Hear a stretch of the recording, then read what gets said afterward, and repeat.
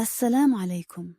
معاكم الدكتورة رضوي يسري، وده برنامجكم معلومة في كبسولة، وحلقة النهاردة عن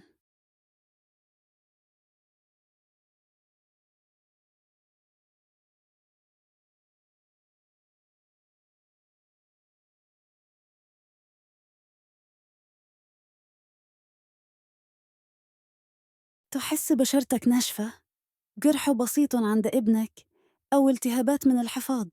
لحظة، مش كل منتج ينفع لكل حالة. الكريم خفيف وسريع الامتصاص، يناسب البشرة العادية إلى الدهنية، ويفضل في الأماكن المكشوفة زي الوش والإيدين. المرهم أثقل بس يحبس الرطوبة، مناسب للبشرة الجافة والجروح، وممتاز لحالات زي الإكسيما أو التهابات الحفاض. أما التشول بارد وخفيف جداً، يناسب البشرة الدهنية أو حب الشباب، وبينشف بسرعة. يعني إيه؟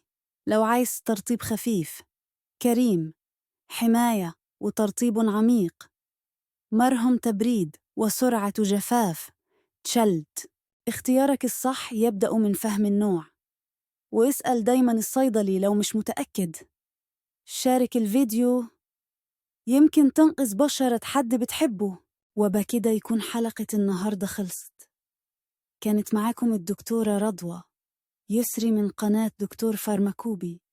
انتظروني في الحلقة القادمة بإذن الله تعالى.